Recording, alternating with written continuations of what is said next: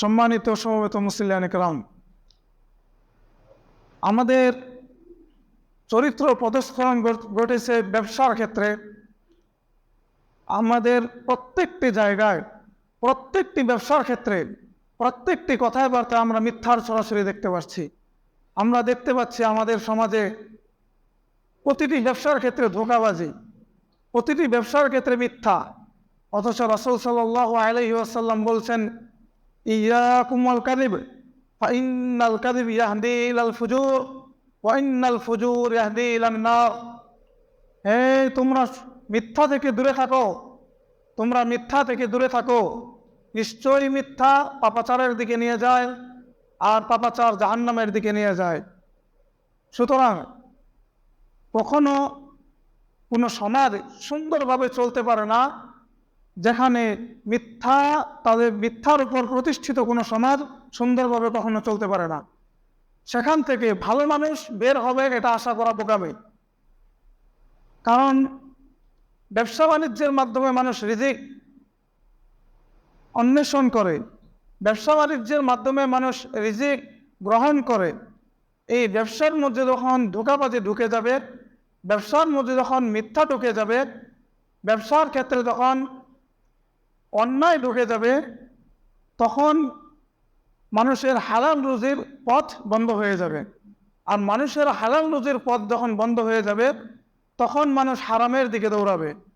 আল্লাহ তাআলা বলছেন, ইয়া আইয়ুহাল্লাযীনা আমানু ইয়া আইয়ুহান নাস কুলু মিম্মা ফিল আরদি হালালান তাইয়্যিবা ওয়া লা তাত্তাবিউ খুতুওয়াতিশ শাইতান ইন্নাহু লাকুম আদুউম মুবিন। হে মানুষ, তোমরা হালাল এবং পবিত্র জিনিস খাও, আর শয়তানের পদাঙ্ক অনুসরণ করো না। কেননা দুনিয়াতে তোমাদের জন্য যদি স্পষ্ট কোনো শত্রু থাকে, একদম প্রকাশ্য শত্রু থাকে, তাহলে হচ্ছে শয়তান। মানুষ মানুষের শত্রু নয়। দুনিয়াতে একমাত্র যদি মানুষের শত্রু থাকে তা হচ্ছে শয়তান। সুতরাং মানুষের উচিত হচ্ছে, আমরা যারা মুসলিম দাবি করি, আমরা যারা আল্লাহকে বিশ্বাস করি, আমরা যারা মনে করি আখিরাত রয়েছে, আমরা যারা মনে করি আখিরাতের দিন আমাদের বিচার হবে, তাদের উচিত হচ্ছে ব্যবসা বাণিজ্যের ক্ষেত্রে, আচার আচরণের ক্ষেত্রে, কথাবার্তার ক্ষেত্রে কখনোই মিথ্যা আশ্রয় না নেওয়া। মিথ্যা কথা বলা হচ্ছে মুনাফিকদের আচরণ। আমাদের মধ্যে এখন মুনাফিকদের আচরণ, মুনাফিকদের চরিত্র প্রবেশ করেছে। রাসূল সাল্লাল্লাহু আলাইহি ওয়াসাল্লাম বলছেন, মুনাফিকের আমলত হচ্ছে তিনটি, আলামত হচ্ছে তিনটি, চিহ্ন হচ্ছে তিনটি। এক, ইযা হাদ্দাসা কাযিবা, যখনই কথা বলে মিথ্যা বলে।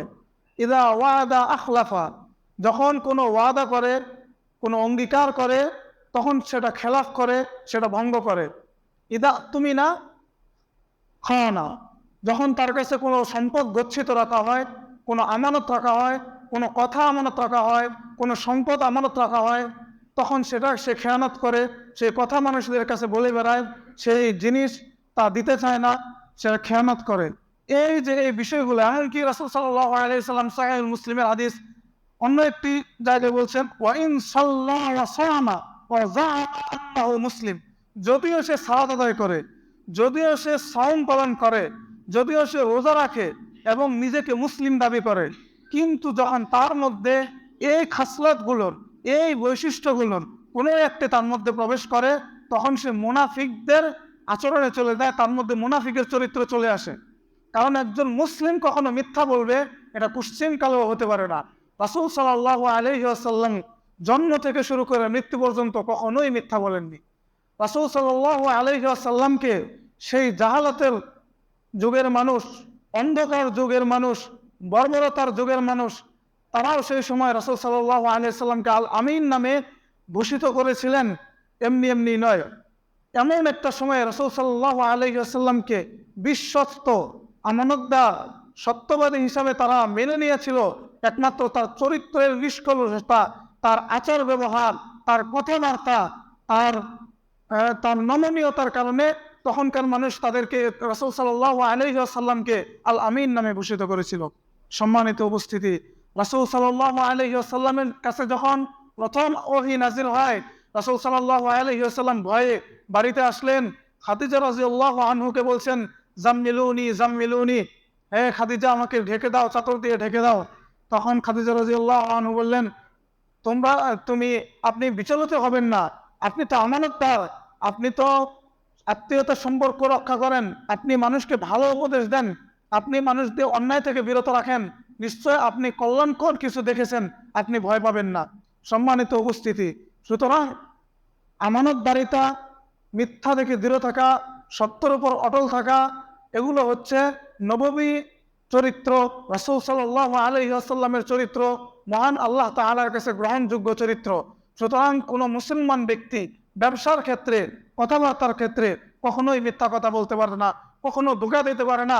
রাসূল সাল্লাল্লাহু আলাইহি ওয়াসাল্লাম বলছেন, মান গাশশানা ফালাইসা মিন্না, যে ব্যক্তি ধোঁকা প্রদান করে সে কখনো আমাদের মুসলিম মিল্লাতের অন্তর্ভুক্ত হতে পারে না।